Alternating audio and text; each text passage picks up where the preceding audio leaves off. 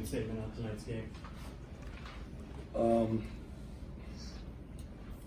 What I shared with the team, I thought we got into an offensive battle tonight.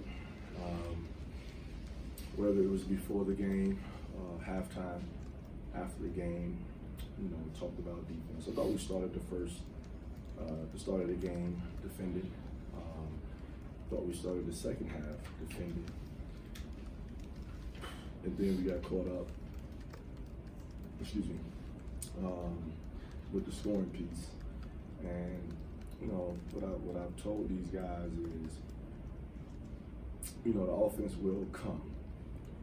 We just got to stay true to our defense, and I didn't think tonight we played defense.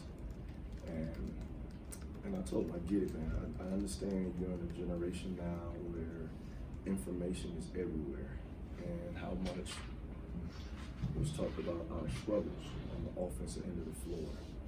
But this team, to put ourselves in position to win basketball games, we have to defend, rebound, and take care of the basketball. So, kudos to our offensive numbers, but doesn't mean much if the other team shoots it better. What did they do to get so many of those open looks from three interactions? I thought it was more broken floor, guarding the ball one-on-one. Because of the Princeton offense tries to take advantage of back cuts and things of that nature. I thought we actually did a pretty good job covering the back cuts. I thought we were a little late or running into screens, and I thought, they saw a few go in and kind of went from there. Like I said, either us and them were both struggling to shoot the basketball. They came out against Jackson State and shot it better, but the beginning of conference play, they played better tonight than us. Is it disappointing to have that sort of defensive performance when you finally do break out offensively and score season high? It is. It is, but like I said, I said it to them at halftime. Guys, this is not who we are. And what I mean by that is, I don't want them to get the misconception that I'm saying that we cannot score. I'm not saying that. I'm saying we have to be able to defend at the end of the day. Thompson made shots tonight. Jake made shots tonight. He had 4 guys in double figures, but that's not something I wouldn't say that could happen on multiple occasions or throughout the year. But if we come in at halftime or come in at the end of the game and the other team members looks that way, then it's not going to be a good night for us. I'm proud of you, this team that never gave up. They kept coming there at the end, and you got to be a little encouraged by that, I'd assume. I like my group. I like the way they come and work. And again, the first maybe 4 minutes of both halves, that was more so our brand of basketball. Now, when you get down and your back is against the wall, yeah, you like to see that it was no give up. You can build on that, but again, you just don't want to put yourself in that situation because we have been really good on the defensive end of the floor. But I didn't think our last 2 outings have been really good defensively versus TCU and today. But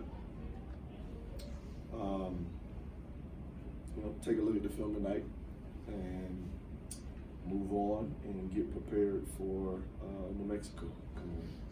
You mentioned earlier this week about getting Hunter the ball more inside. Particularly in the first half, you guys really made a concerted effort to do that. Will that be a plan moving forward? Something you you guys do? I mean, I think he has to get even a little bit more comfortable down there, a little bit more demanding. You know, to the point where, you know, you kind of go back into your past and say when you played with some big guys, that when you don't throw them the ball, they get mad at you. You know, you gotta have them get mad at some guys for not throwing them the ball. But yet he still has to want the ball. Yeah, there was an intent, you know, to get him down there. And even with this 8 days off, you know, him working with Coach V in the post, but not taking away things that he does in the sense of being able to make 3-point shots or play on the perimeter. You just want more of a balance rather than just hanging out at the 3-point line. So that was a growth step for him as a basketball player. So would you say, Alan, that you want Hunter to be more of a jerk, more of a tough guy, more of a brute down there? He's a great kid. He seems too nice. Yeah. He's a great kid, and he wants to do what is asked of him. But at the same time, probably doesn't want to hurt feelings. And my thing to him is that that's not hurting feelings. That's, in a sense, holding accountable. You know, because it's not like I'm not telling them to throw you the ball. If I was telling them not to, then I would get it. But again, I thought it was a growth step for him to be able to get it down there a few times and score. And again, you know, he's done a much better job this year rebounding the basketball as well. So, you know, he's taking steps in the right direction. Again, but collectively as a group, defense, just disappointed in our performance on that end. Obviously, you know, their threes were falling, but it kind of seemed like at one point in the second half, pretty much everything that they threw up was going in, including that one that kind of went off the top of the backboard. I mean, does there just kind of come a point when you say, what can we do? Probably learned this from a coach, being at a coach's clinic. Lenny Akoff is his name, and he was speaking, and he said there'll be 2 games out of every year where you just gonna play lights out yourself, and the other team is gonna play lights out, and you had nothing to do with it, nothing at all. I thought everything, like when he made the left hand shot off the, like that, well, that one, and then when Ryan Swan hit the backboard shot that went in, like.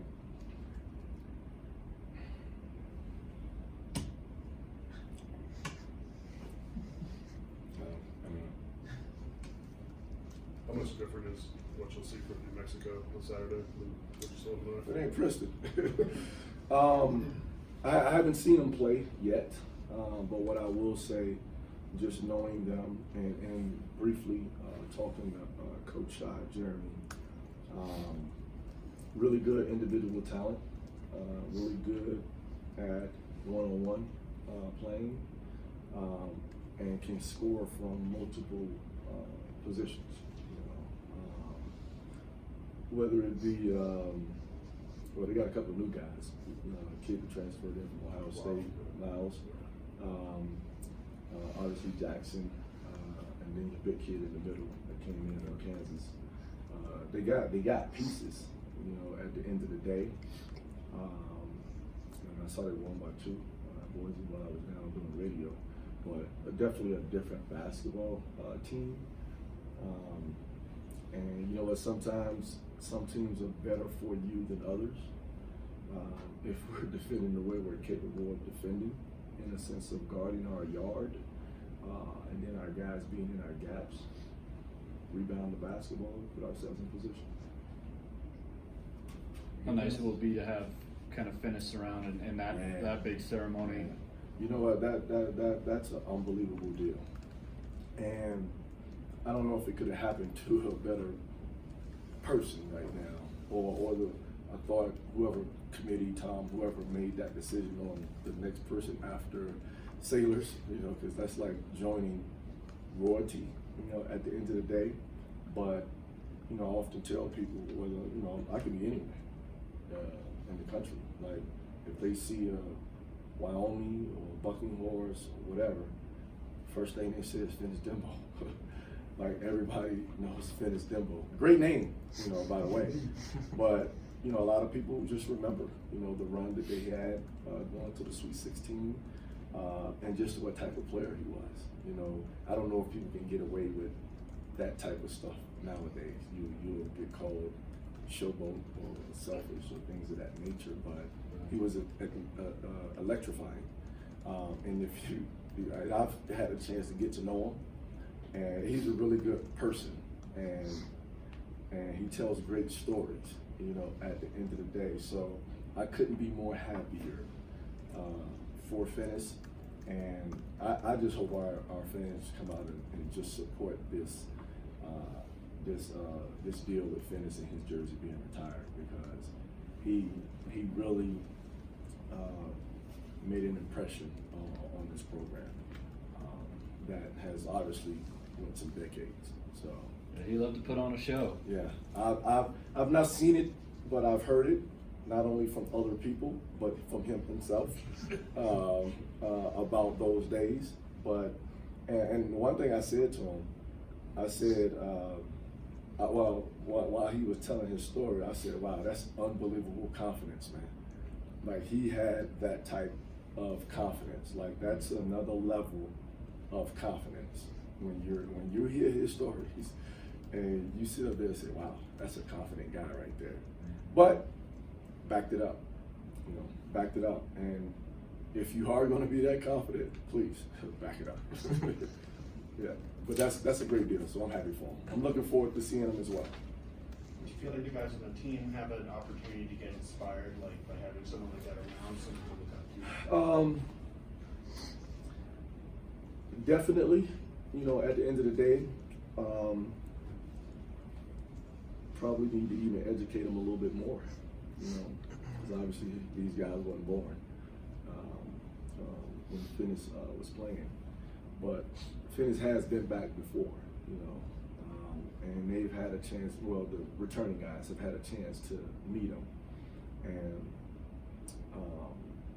just to hear his story, and again, just, you know, the teams that he was able to play on, it can only be inspiring. So, you know, I know he's gonna plan on speaking to the team, and I was asked, and I was obviously, I'll make time, you know, that's Finis Dimble. But, you know, my thing to him was, I don't really want him to prepare a speech. I just want him to talk from the heart.